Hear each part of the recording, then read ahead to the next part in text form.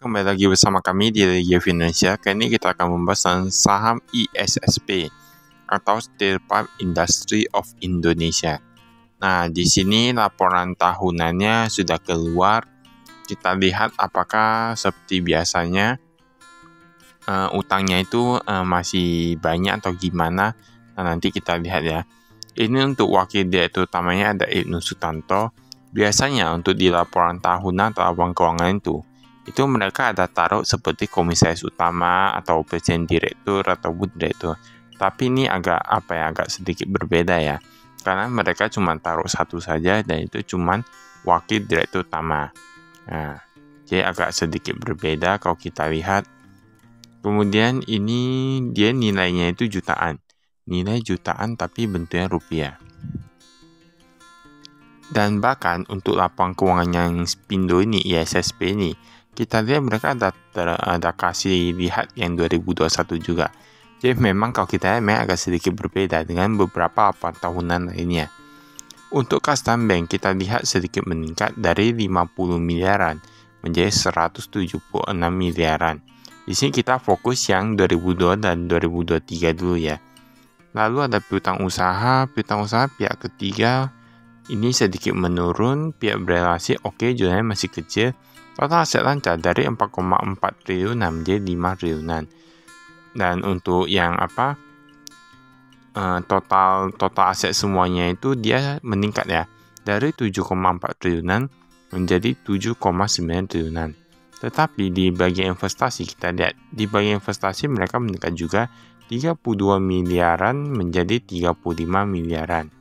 Wah, ini berarti mereka ada peningkatan di investasi. Untuk hutang bank jangka pendek, dia sedikit menurun, cukup bagus ya ini kayaknya. Dari 2 triliunan menjadi 1,7 triliunan. Lalu utang usaha pihak ketiga meningkat sedikit, 258 miliaran menjadi 269 miliaran. Kita lihat oke. Bahkan untuk yang utang jangka panjang yang jatuh tempo dan 1 tahun itu masih agak mending lah ya. Total hutang jangka pendek dari 2,6 triliunan berkurang menjadi 2,4 triliunan. Ini kan berarti dia cukup bagus ya. Dia pun bahkan untuk yang jangka pendek banyak yang di bawah 1 tahun harus cepat bayar itu. Nah, mereka pun menurun. Tapi jangka pendek jangka panjang ternyata meningkat ya, dari 654 miliaran menjadi 800 miliaran. Dan total utangnya meningkat juga 3,2 triliunan, meningkat sedikit menjadi 3,3 triliunan. Jika dibandingkan dengan peningkatan ekuitas masih lebih banyak, dari 4,1 triliunan menjadi 4,6 triliunan. Jadi untuk overall kita lihat untuk hutangnya, equity-nya dan lain-lain, saya masih tergolong cukup bagus ya nih ya. Mengapa? Karena tadi ekuitas meningkat, ibaratnya walaupun hutangnya meningkat, tetapi tidak sebanyak dari peningkatan ekuitasnya. Nah, kita lihat ini hutangnya ya, 3,2 triliunan menjadi 3,3 triliunan. Dan kita lihat yang ekuitasnya itu malah meningkat dari 4,1 triliunan menjadi 4,6 triliunan. Bahkan kita lihat yang 2021 tadi pun 3 triliunan saja ya dulu ya. Tapi sekarang sudah meningkat. Dan pendapatannya pun tiap tahun meningkat nih. Dari 6,2 triliunan sekarang menjadi 6,4 triliunan. Bahkan ketika penjualannya meningkat, beban pokoknya pendapatannya malah bisa menurun. Nah, ini berarti berbanding terbalik, ini berarti agak cukup bagus sih. Dari 5,4 triliunan menjadi 5,3 triliunan, pendapatan lain-lain oke, menurun sedikit. Kita lihat di sini laba tahun berjalannya dari 300-an miliaran sekarang menjadi 400-an miliaran, hampir menyentuh angka 500-an miliaran. Ini kan berarti cukup bagus ya, dari 300-an miliaran menjadi 400-an miliaran. Memang kalau kita lihat dari 2021 itu yang tahun lalu itu agak sedikit menurun, dan jika dibandingkan dengan 2021 yang tahun ini dan 2023 itu hanya mengalami peningkatan paling sebesar 12 miliaran gitulah ya, 12 miliaran. Tapi untuk keseluruhan sepertinya cukup bagus karena dia pokoknya dia meningkat lah ya. Ini dari operasional, penerimaan dari pelanggan dari 6,1 triliunan menjadi 6,5 triliunan. Ya, itu wajar. Mengapa? Karena tadi pendapatan meningkat. Bahkan kepada pemasok, dia meningkat loh menjadi 6 triliunan. Nah, ini yang perlu kita lihat. Ketika labanya meningkat dan ternyata dia pembayaran kepada pemasok yang meningkat, itu kan berarti mereka udah bayar bahan baku dan lain-lain, itu bayar lebih banyak, tetapi mereka masih bisa mencatatkan laba lebih banyak. Nah, itu bagus. Menurut kami lah ya. Dewan Komisaris, kita lihat komisaris utama. Ada Makmur Wijaja, kemudian direktur utama ada Ibnu Susanto. Tampaknya Ibnu Susanto ini bagus ya. Lalu kita lihat komisaris ada Endang Vivi Susanto, wakil direktur utama ada Teja Sukmana Hudianto. Nah, ini di sini dia ada taruh lambang bintang. Dan seperti yang kita bilang di laporan tahunan sebelumnya, itu biasa kalau bintang itu ada keterangan. Nah, yang ini kita skip.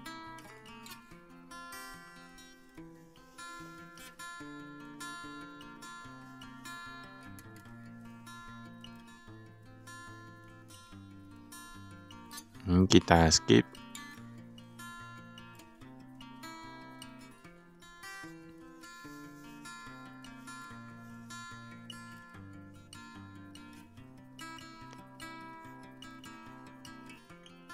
Nah, ini udah sampai yang di kas dan bank. Kas dan bank kita lihat. Kasnya cash on hand dari 1,4 miliaran sekarang menjadi 1,8 miliaran. Berarti ada peningkatan juga ya di kas di tangannya. Dan untuk yang di bank, ini rupiah ya. Rupiah ini meningkat cukup drastis. So, penanaman paling terlihat dari cuma 81 jutaan sekarang menjadi 50 miliaran. Wah, pesat gak itu? Bertambah pesat gak?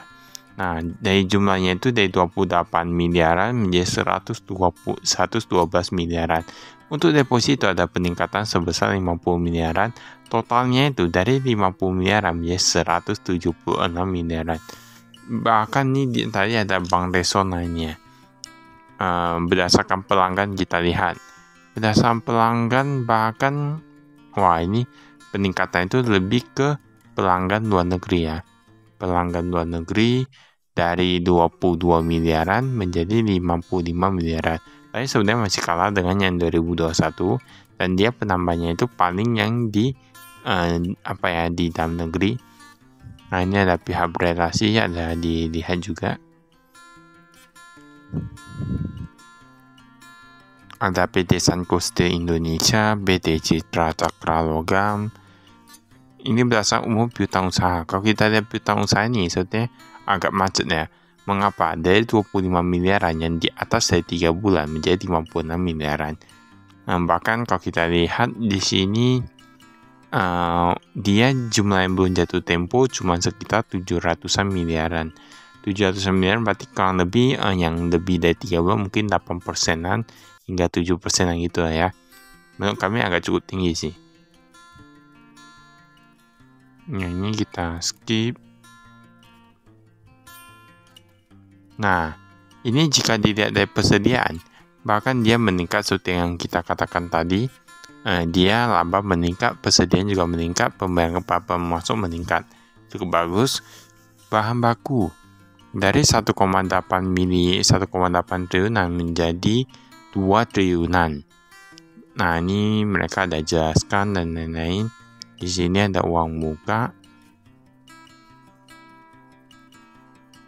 Nah, ini biaya dibayar di muka. Investasi pada entitas asosiasi. Nah, mereka ada Sanco Steel Indonesia, kepemilikan 50%-an.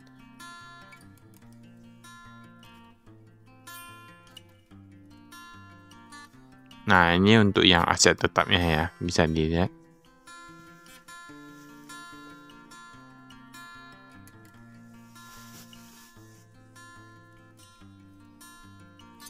Ada mesin dan peralatan, tanah, bangunan dan prasarana. Sebenarnya kalau menurut kami ini PT Spindo agak cukup rajin ya. Biasa laporan keuangan mereka taruh paling 2023, 2022. Ini sampai ada 2021. Bahkan tadi kalau kita lihat yang kepemilikan sahamnya gitu, dia bahkan 2021 juga ada. Nah, ini utang bank jangka pendek ya. Utang bank jangka pendek menurun, oke, bagus. Ini ada mereka jelaskan tentang yang utang banknya itu. Tapi paling banyak tadi mereka utang ke Bank BCA. Ini liabilitas jangka pendek lainnya.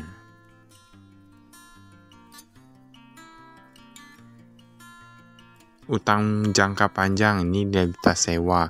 Berarti mereka ada sewa, cuman kalau kita lihat di sini Mitsubishi UFJ paling banyak ya. Mitsubishi UFJ Lease and Finance Indonesia. Pinjaman dengan 3,5 sampai 3,76% per tahun. Sebenarnya itu tergolong kecil loh menurut kami ya. 3,5% per tahun. Bahkan mereka taruh di obligasi sudah bisa mengalahkan bunganya ya.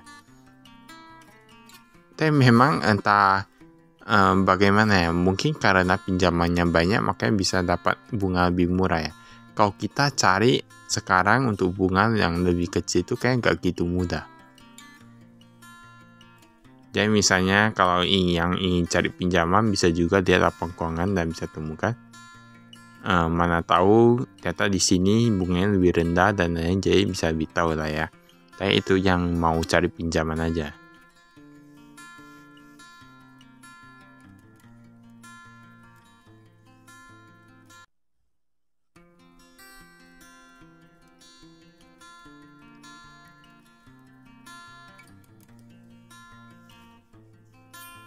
Nah, ini penghasilan dan pendapatan jasa.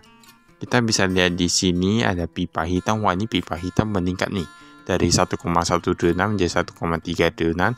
Pipa spiral meningkat, pipa mekanis meningkat, pipa air meningkat. Sampai pipa semua meningkat. Kecuali pipa perabot tadi ya. Pipa perabot menurun untuk yang lokal. Lalu di sini, wah ini untuk yang ekspor cuma pipa hitam saja. Sampai digemari nih, 192 miliaran yang pipa hitam nih. Kemarin tahun lalu cuma 170 miliaran, walaupun untuk beberapa produk lain tampaknya agak sedikit berkurangnya di ekspor ya. Kita lihat ini pendapatan bunga pun meningkat, gaji dan tunjangan pun meningkat. Saya menurut kami agak gampang sih, kalau lihat gajinya meningkat berarti itu agak cukup bagus. Terkadang kami berpikir seperti itu ya, tapi nggak tahu juga ya. Kan nggak bisa dilihat dari situ saja. Baiklah, itu saya ada kami. Sekian dan terima kasih. Saya investasi.